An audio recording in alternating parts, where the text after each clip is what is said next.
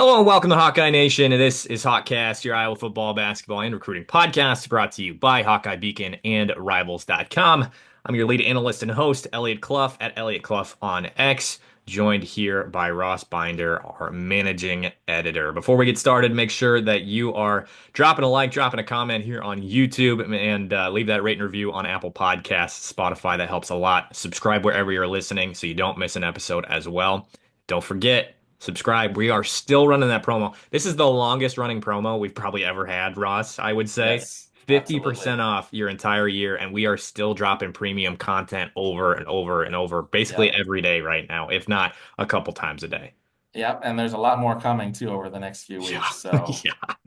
Yeah, I was just telling Ross after all the travel between the NCAA tournament, as well as covering these two press conferences in the last day, the transfer portal, Ben McCollum being named the Iowa men's head basketball coach this morning is the first time I've been able to sit back and breathe this entire last week. So we're still going. We're podding today. I'm hopping on KXNO after this, and then energy drink. We're not sponsored, so we're blurring that out. But getting right to work this afternoon as well. So it's going to be a fun next few months. It's going to be crazy, and you're not going to want to miss out. So that's Iowa MBB as the promo code at Hawkeye Beacon. Again, that autofill link right down there in the description. Just click it. You're good to go. Sign up and join us today. Get all that info, and you won't be left behind. So do that today. Right now, what we're going to talk about, not a ton because it's not the headlines that are happening between Iowa men's and women's basketball, but Kirk Ferentz has his first presser since the bowl game, I think, yep. if I Yep. remember right. Yeah. I mean, isn't it crazy? This was the first time we actually heard him talk like in an official capacity about Gronowski. I mean, he's been Yeah. with the program for over 2 months, but there weren't any pressers or anything with Kirk until now. So, yeah. Right. And, we got some intel about what he's been like, what he's, how he's acclimated to the program a month ago-ish, something like that. So we've got a little bit more intel than most on that regard. But, okay, Kirk gave us a little bit, right? Like, and I think the main thing most people are worried about is his health. Yep. I think that's the number one thing coming off the shoulder surgery that he had in the off season. And according to Kirk, he's on time for his recovery. He might even be a little bit ahead for his recovery. Yep. There have been only three responses to my posting of that article, and they all were, heard this before. And I Yeah. don't blame them. I don't Yep. blame them. This is different, and it's different because Gronowski has played 5 years, well, 4 years as the starter at South Dakota State, Walter Payton Award winner. He's 49-6 as a Yeah. starter, won Yeah. two national championships, and he's of a different demeanor than the last guy. Yep.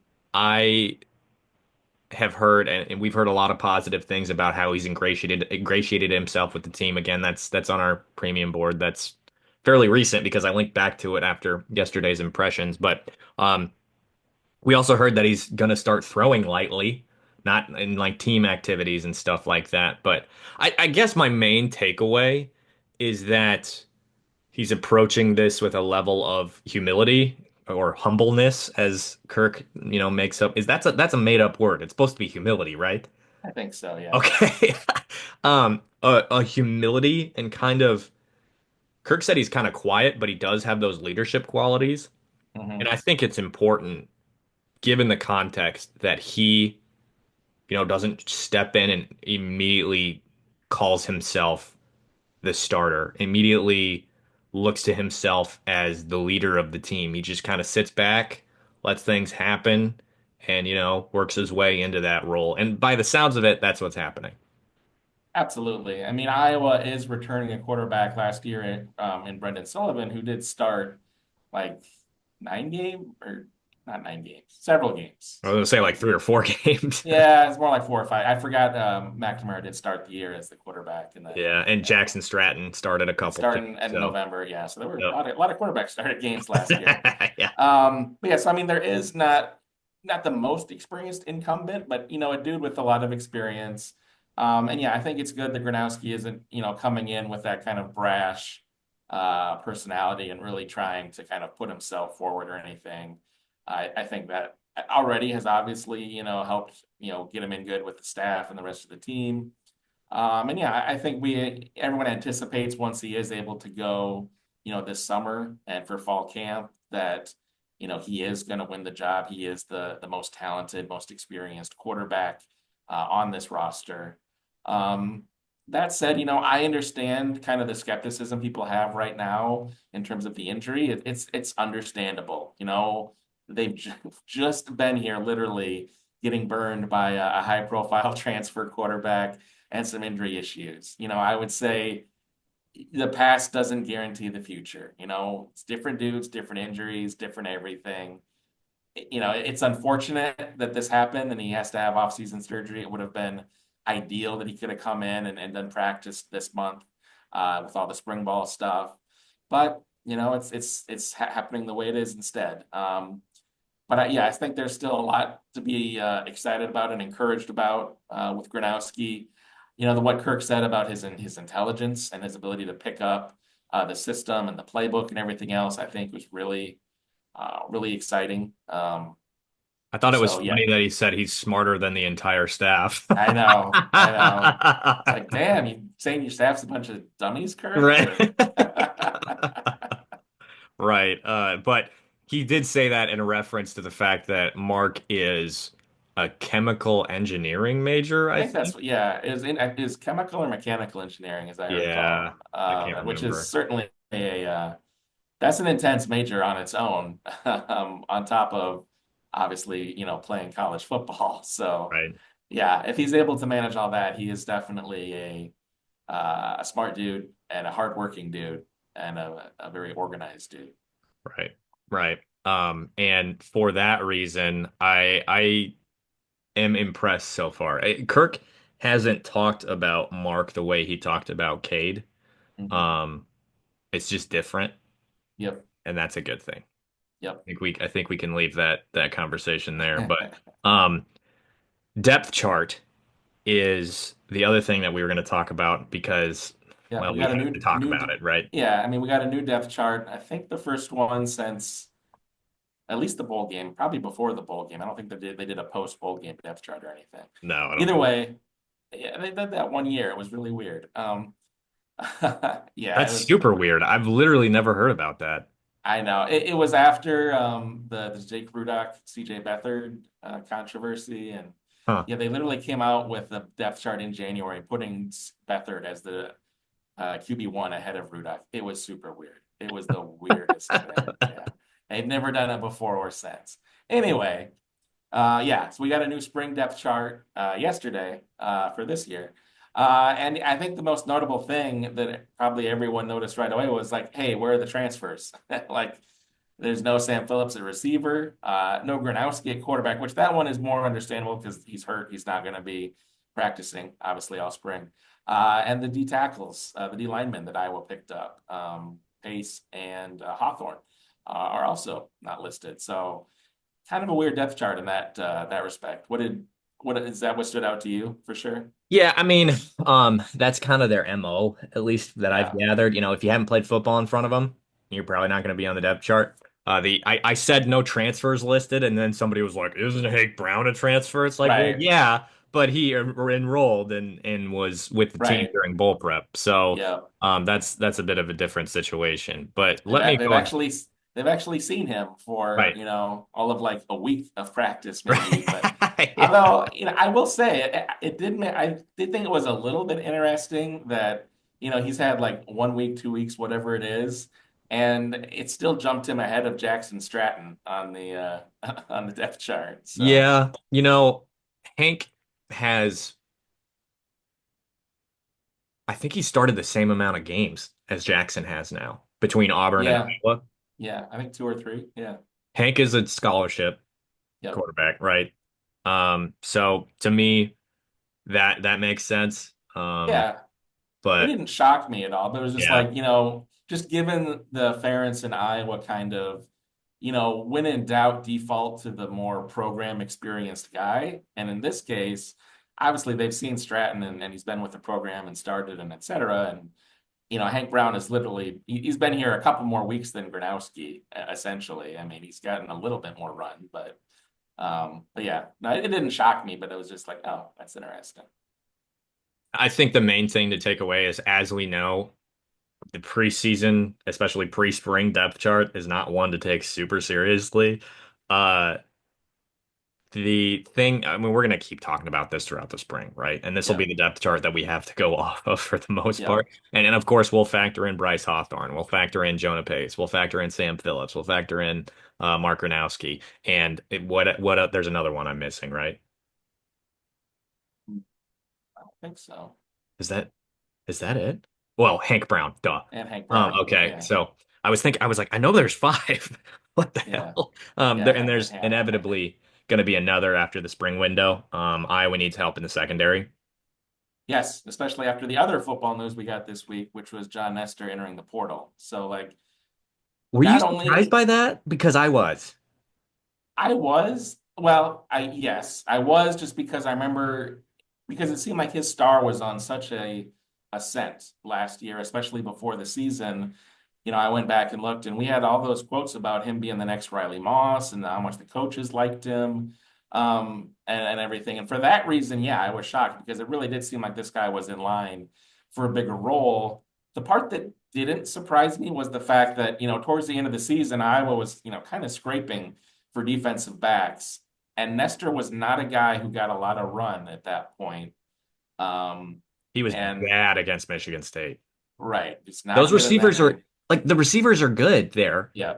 Um, I think any of the corners other than Jamari were bad and looked Yes. bad in the run that they got Yes. in that specific game. Yep. And Deshaun and TJ had their moments, but I don't think either of them locked down the job going into this fall. No, I mean to me the Nestor, departure, looking at that secondary, the defensive secondary and the portal, like Iowa already needed to get some quality, top quality at that position. We said that, when the portal was open back in January or December, was that, they needed a starting caliber cornerback. They didn't because no one felt really confident in Hall and who's the other Deshaun Lee. Lee, yeah, Holland Lee. Sorry, Deshaun. As being the top two guys there. So they needed to, find some high end quality there. I think now they want to go into the portal and get some depth too, because without Nestor, you're just even thinner back there. I mean, right now there's a redshirt freshman and Godfrey listed on the two deeps, and then A redshirt freshman and or I guess a Watson, right? sophomore. Yeah, I think Watson. he played enough to technically be a sophomore, but Yeah, didn't play a ton, right. in terms of like real defensive minutes. I think probably more on special teams. So yeah, it's like there's just I think defensive back already had to be probably the top priority in the portal. When it opens up again, and I think now that's just like highlighted and like underlined three times now. Like get defensive backs. Yeah, yeah. I'm at the same time, hmm, the safety positions I think are going to be solid. You'll have X move to free safety, which I've heard that he's a much better fit there. I felt that, I felt that way last year was that he probably seemed like a better fit there. But, I guess when you've got Schulte and he's, a fifth year guy and he's got tons of experience, they weren't going to make that move. But I do think his skill set could be better at free than it was at strong safety. And Cohen, we've been wanting to see him get more time on the field for over a year now. So, Mhm. So between strong safety and Cash, you've got Cohen and you've got Zach Letmer. And yep. I think those three are solid. Hmm. Depth is a question mark at that position, and we know Iowa likes to have their depth. So backup strong safety slash free safety is what I Kalarick. assume to be Kale Kolaric, Kalarick. who's a walk-on, if I'm remembering correctly, which Yeah. Iowa has their history of A lot success. of history Yeah, there. Yeah. you know. Especially in the safety. There are other guys that we've heard a little bit about. Girardi being one, another walk-on, who almost played quarterback last year. Who else? I know I've shared and I've been very, very clear that I am a big fan of Alante Dean. I was gonna say there's Don't some know how freshmen coming in, like right. And he yeah, has the spring. He has the spring. yeah. This isn't Reese That's Andersy coming in like he did and expecting him to pop off like that's that. that's big, I think. Yeah. He's gonna have So spring, he's gonna have summer, so that's two practice periods for him to try to get in the mix there.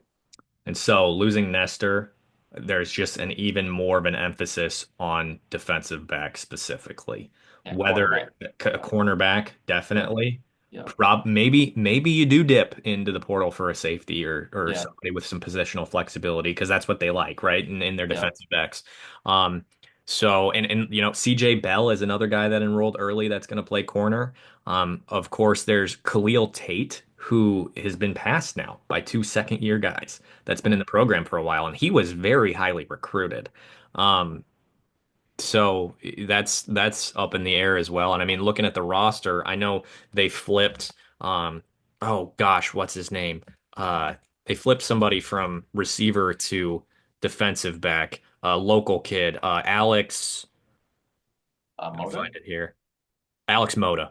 Moda, He's yeah, still listed as receiver on the depth chart, but he did flip to defensive back in the fall. So, they've got names. yep. Looking at Watts McBride, he was a guy that was offered at the FCS level, chose to walk on, and so um, You it's know, an it's probably interesting mix. it's a big spring for a lot of those guys, I would guess, because I think the coaches are going to look at those guys, see who, if any of them pop, during this spring practice session, um, that would help. But otherwise, there's going to be a real push, I would say, to go into the portal to get some help. And I think, they should do that regardless.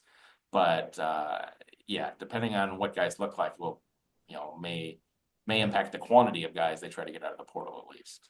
Right. For now, going forward, that emphasis should be on the defensive back room. I mean, I don't look at any possession or excuse me, position group that is that thin right now, and you think have to get one of those, have to get one of the. I think it's corner for sure.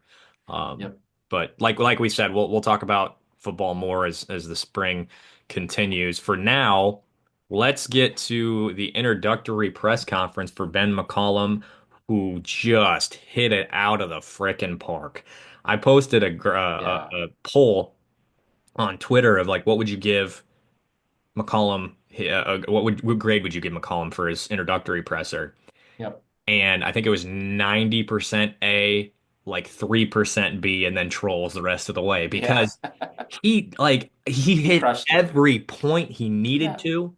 He Yep. was passionate. We haven't seen Yep. an Iowa basketball coach for the men be passionate in a little while. I Yep. mean, we were happy when we got a smile from Fran, you know? For And sure. and so for the media, it's almost like difficult not to glob onto that and be like, look what we have now. Right. Um, but to talk to on a regular basis, to ask questions, a basketball mind, and I'm not saying Fran's not a basketball mind, but Yeah. McCollum was and has been touted as this basketball genius.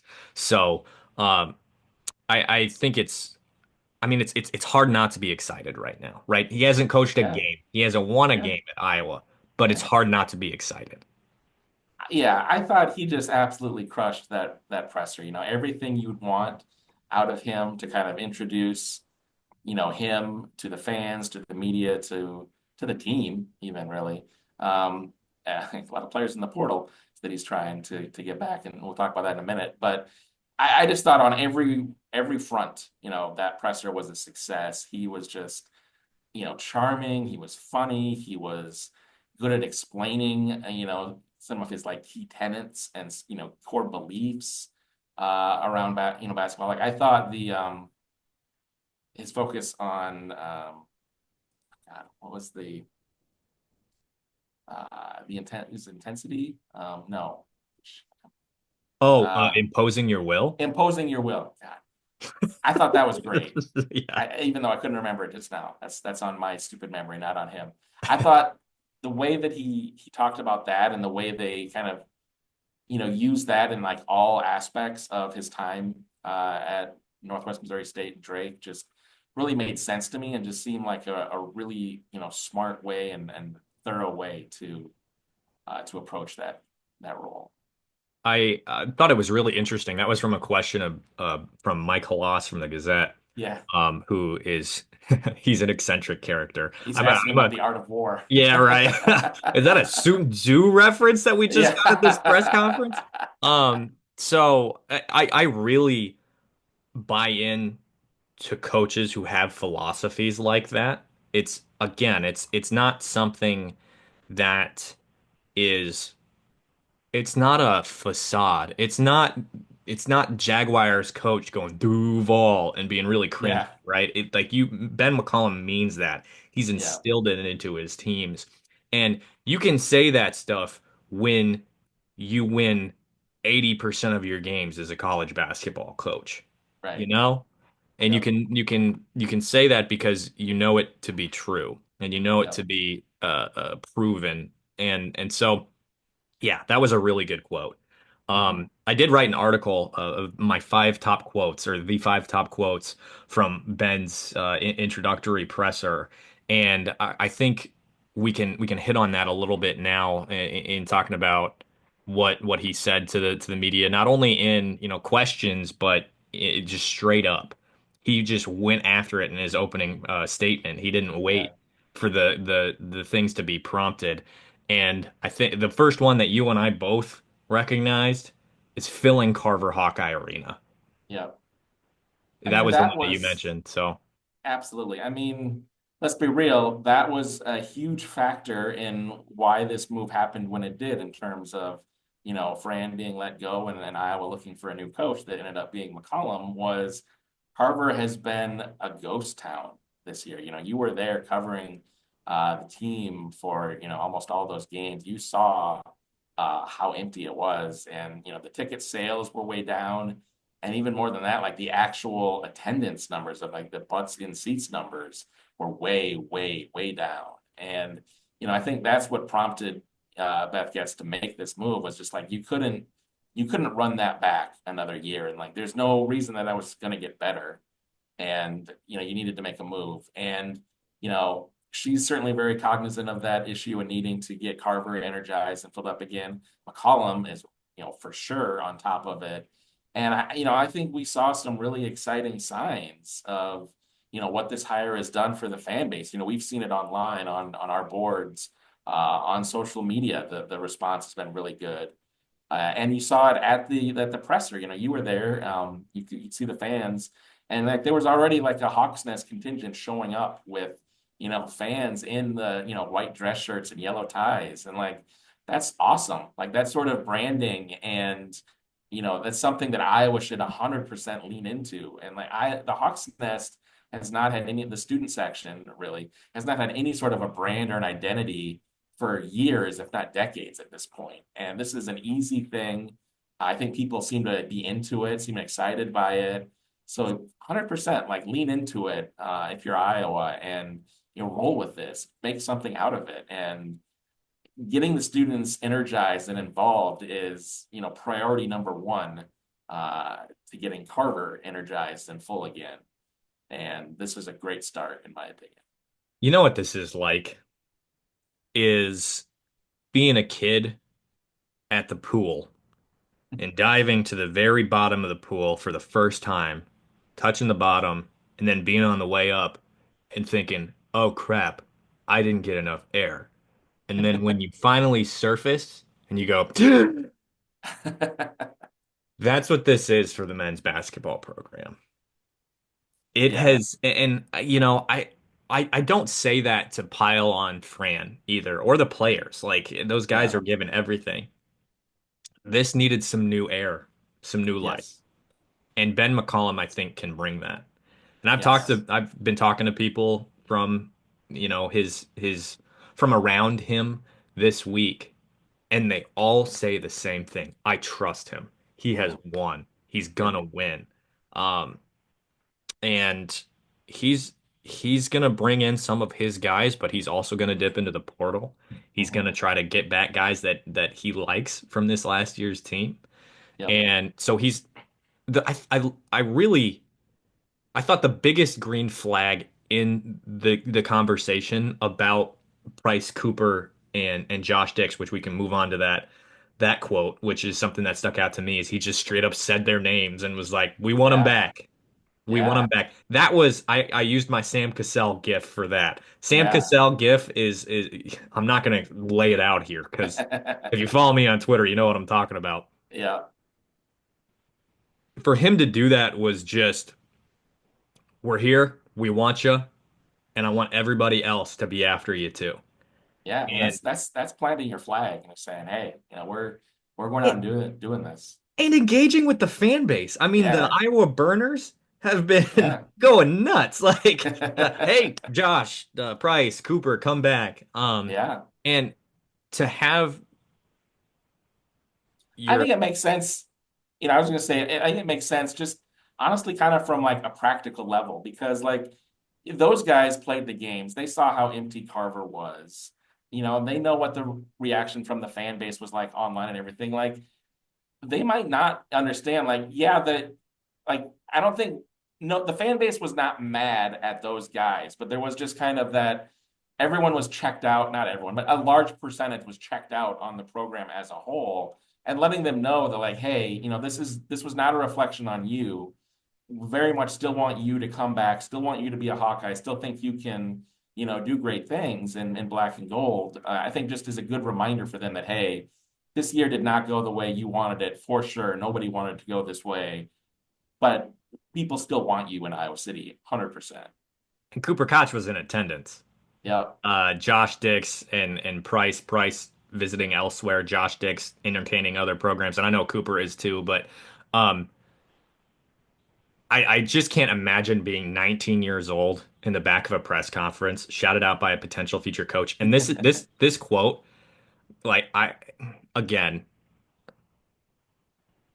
we're not fans here, but to to if I'm a fan, this quote is what really, it almost gave me goosebumps. How cool would it be for some of them to be a part of? Obviously, they finished towards the bottom, but now moving towards the top, and they're the reason for the change. Like that to me is as cool as it gets. If I'm Cooper Koch, yeah, you know what? I'm exiting the portal, I'm coming back. You got me. Yeah. That'd be awesome. And to be a legacy recruit and to hear that, I think is even more so, like it stands out. I just Yeah. he spoke to he didn't just speak to Cooper Koch and Price Sanford and Josh Dix when he said that. He spoke Mhm. to Iowa when he said that. Him Yep. and when we talk about candidates and bringing them up that, oh, they're from Iowa, there's that connection. You mention that connection because it's not going to always be easy to get guys from the coasts to come here. It's different here in the Midwest. Fly over country to some of those individuals. And to have somebody who's been in Iowa City, was a fan, there is an emotional connection that you tap into with those type of candidates that you don't get to connect with otherwise. And I think we saw that bear out a little bit in Fran McCaffrey. It was just his basketball program. It wasn't his home, and it is Ben McCollum's home. And Iowa fans are like, this guy represents me. He's got, I am part of the program because he's part of the program. You know what I mean? Yeah. He has an authenticity about him and his Iowa, you know, fanhood and just his pure Iowaness.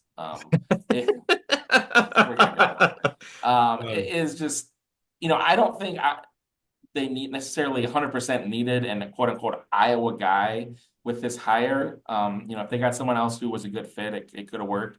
I think his Iowa ties though are a massive bonus and just a tremendous asset for the program. And it's definitely something that I think the program can really use right now because just, as we said, like just the how low the fan support had sunk in terms of the program. Like getting a guy who can, immediately come in and have this connection to periods when in the 80s and 90s when there's, a lot of positive memories and a lot of affection for that era, and he can speak to that. He understands that language and can speak it. Goes a long way with the fan base. And yeah, just like I said, his authenticity, as an Iowa person, um, he can sell that so well. And just, it's not even, he's selling it like it's just what he is. Like, it's not, he doesn't have to put on any sort of an act or anything. Like it's who he is, and it just, it's just part of what he is and then what he's saying. Yeah. Yeah, he's an Iowan through and through. I think that's important for this job. Yeah, yeah, And even to grow up in Storm Lake, like I grew up in Northwest Iowa. My parents both went to Iowa. And you just feel that. And even mhm, all the way over there. And mhm, clearly his mom was going to law school there, and he was a born and bred Hawkeye. So, just something that I think is more rare than people might consider to take that trajectory and then end up there. I just thought that it was cool. I mean, there's a fire in him that is presumably connected to that fandom, yep, that you just don't see. And him being he won the press conference when he mentioned Chris Street, yeah, right? You know, yeah, that was one thing that Fran was really good at, is embracing the mhm, Street family. And for him to say, I have the quote, I tweeted it, and I'm honestly surprised it didn't do as well. It did do well, but I was a little surprised it didn't do better, I guess. mhm, Um, Let me see if I can find it here. Also, Matt Gatens was there, as I'm seeing that on my feed. I think that might be a little telling. I don't know what's going to transpire there, but we both yeah, know that Matt Gatens is a Hawkeye too. oh Um, yeah, so that's something that is important. And Ben also referenced Tom Davis, Lute Olson, and Fran McCaffrey. I mhm, mean, like, for him to go up there and reference the guy that got fired and to acknowledge what he did for the program is important too. I think yeah, that shows a lot of respect for the program and for Fran too, who just got hired at Penn, by the way. So here's the yep, quote. Um, Ben McCollum, what his teams will look like. Quote, have you ever seen Chris Street play? Everything that Iowa stands for is what will look like. mhm, Like I just think that was a swing and there it yep, goes, you know. So yep, for him to reference Chris Street was it was just another reason for fans to say, like, he knows this program. He knows the yes, history of the program. This yep, isn't Joe Schmo, who's never been to Iowa before, never seen what this program has been. He was a kid when it was at its peak, more or less. yep. So that's something else that stuck out to me. And then you mentioned defense too. Yeah, I thought he had some really good quotes about, playing defense and how that is, there's been a fair amount of talk about his offenses have been great. They had some of the most efficient offenses in all of college basketball when he was at Northwest Missouri State. Drake had a good offense this year.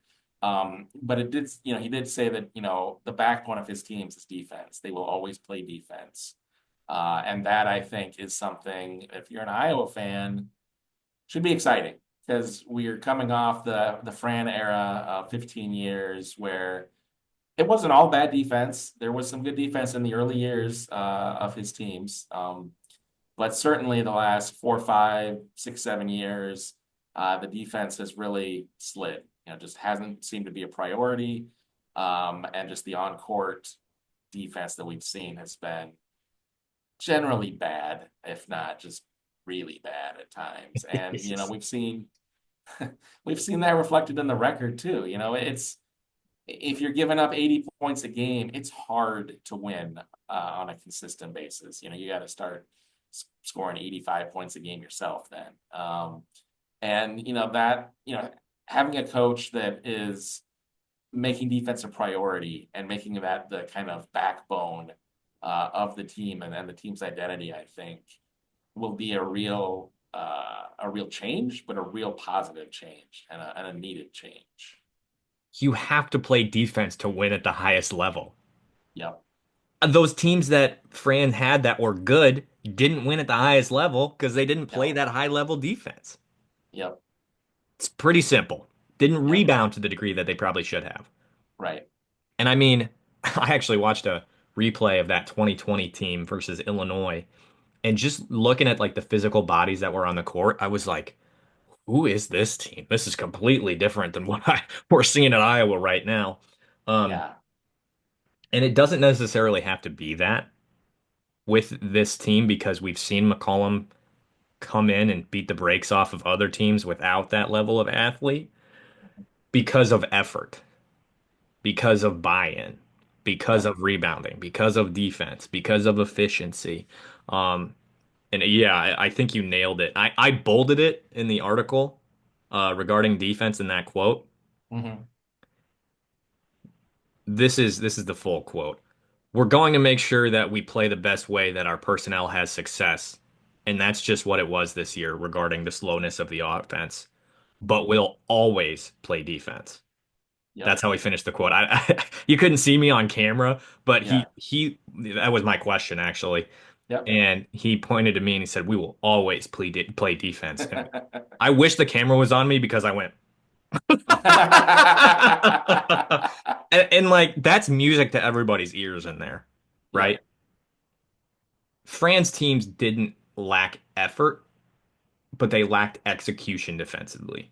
The Yeah. amount of open three-pointers that you saw with those teams, slow rotations, getting beat Backdoor off the cuts. dribble, Yeah. backdoor cuts. Oof.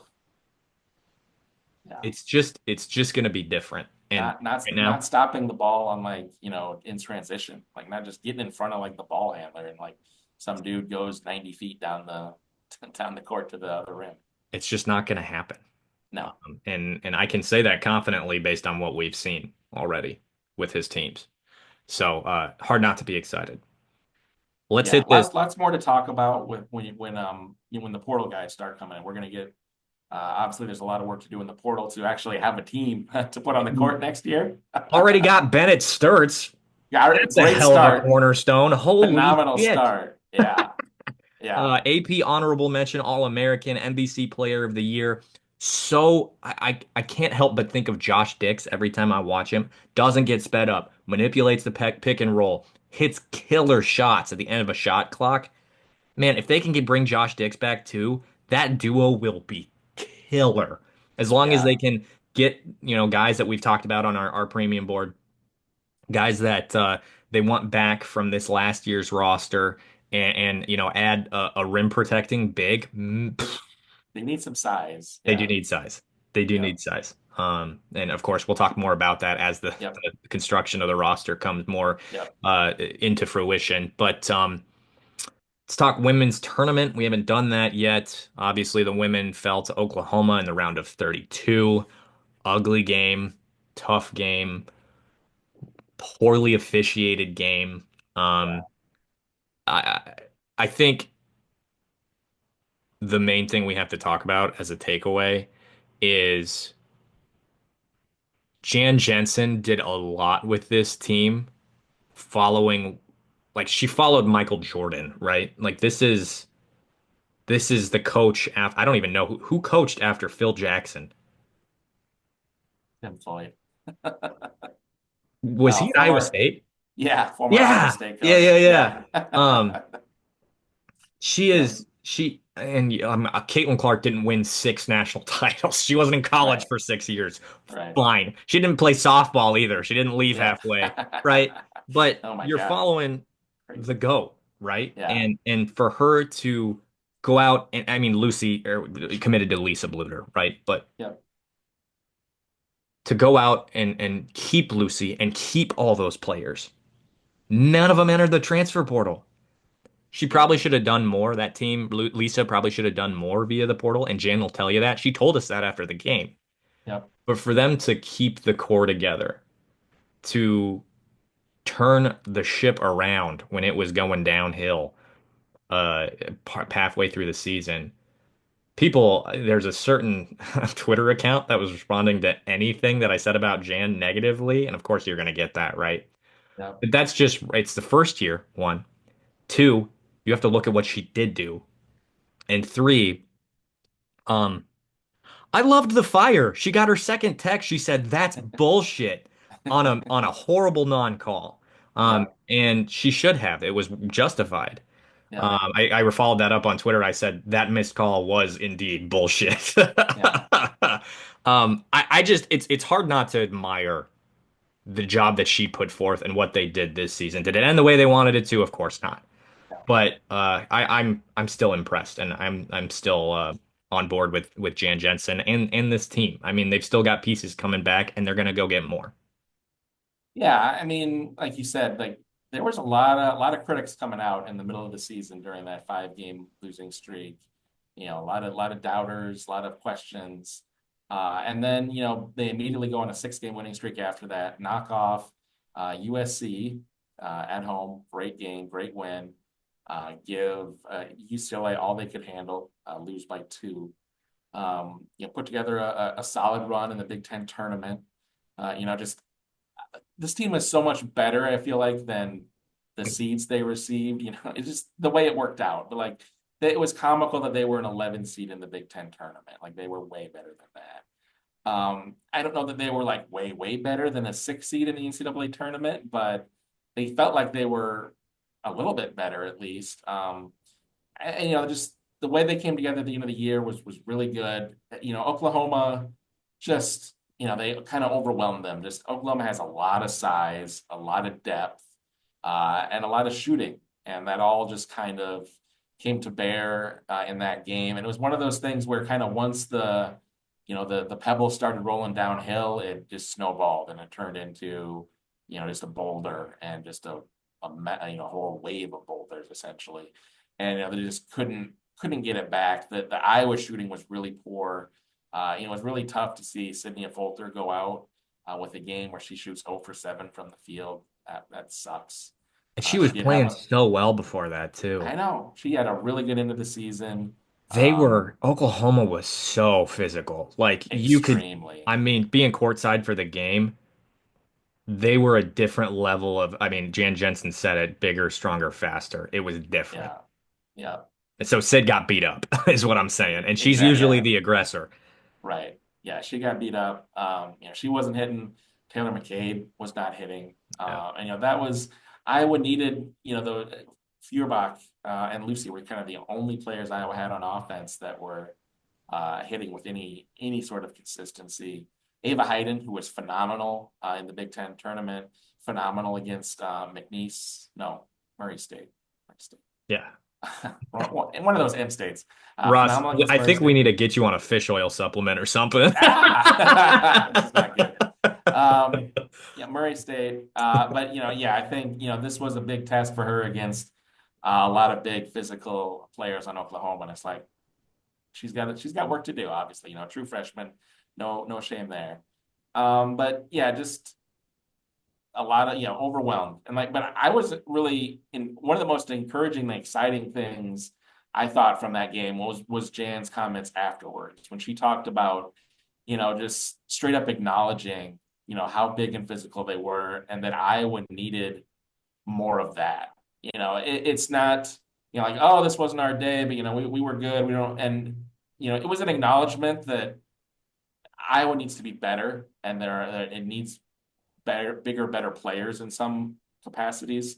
And it's just not shying away from that reality, which I think is really good and just a really good sign that from what you want Jane to be as a head coach, like she's fully acknowledging the problem or one of the problems, and we'll see how she works to fix it. But just addressing that the way she did, I thought was really interesting.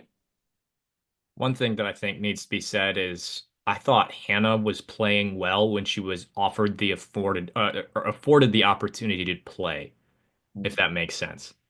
Beers did not look good. I wrote this article hyping her up because Yeah, she's had a great season. She's good. yeah, Hannah went for that reverse layup and obviously didn't intentionally hit her in the face. yeah, Um, and that cut the lead to 9. yeah. And then they got the 2 free throws, and then they got the ball. That's a 5. I think they Yeah, hit they a made it 3 after 5. They that. hit a 3, so it turned into like a 5-point play for them. That's Yeah, just poor yeah, officiating. Women's basketball yeah, officiating needs an overhaul. Um, I think they need to change the language. Obviously, that's not an intentional foul. What are we Yeah, doing? yeah, Um, and I just thought again, Jan was justified in getting upset. And obviously, the officials did not take that game from them. Oklahoma no, was better. yeah. Uh, I think they would have And won the they, game, but Iowa had an opportunity to flip that momentum early in the second quarter. And when refs take away momentum, you know that they're doing too much. yeah, That is poor officiating. yeah. Um, Now, looking into next season, again, I think you made the point. Her recognizing what they need to do is huge. Kylie Fearbach's back. They're getting Addie Deal, which is going to be really fun. Layla Hayes is going to be really fun. Journey Houston. I don't know if they're all going to play right away. Addie Deal may well start, if not early in the season at some point. They could probably use some help in the portal, not only in terms of bigs, but maybe another scorer like Lucy, if you can go get one. Or another point guard, I think. Yeah, I think that's a question mark for next year's team for right. sure. Right. So, So like a Lucy who can have the yeah, ball in her hands, who can yep, score, and can also distribute. yep. Aaliyah Guyton had trouble. She started struggling. Yeah, she had some good moments, but she had some real like, ooh, welcome to the big time Right. moments too, and then just yeah, some things to work on. There are things that are encouraging. There are things she needs to work on, like any Yep, freshman. Right. yep. So, yeah, I think that'll do it for us today. As we're wrapping up here on HawkCast. Don't forget to join us with that promo code Iowa MBB, all caps at checkout. Otherwise, again, that link is right down there in the description. You click it, you're signing up, you're good. Super quick. You're getting access to all of our premium content. We're talking portal, we're talking inside what we're hearing about Ben McCollum, spring ball, women's ball as we're getting more inclined to share more about that. So join us today. Super easy. And we'd love to have you a part of the conversation on the premium board. And you don't want to miss out on Intel. You'll be privy to all the information that we are. So we're happy to have you. Again, before we get out of here, make sure you subscribe on YouTube, Apple Podcasts, Spotify, etc. Leave that rate and review. Drop a like, drop a comment here on YouTube. And do that because it helps us out a lot. We appreciate it. Yeah. Thanks for joining us, folks. My name is Eliot Clough at Eliot Clough on Twitter, joined by Ross Binder, and we will see you next time.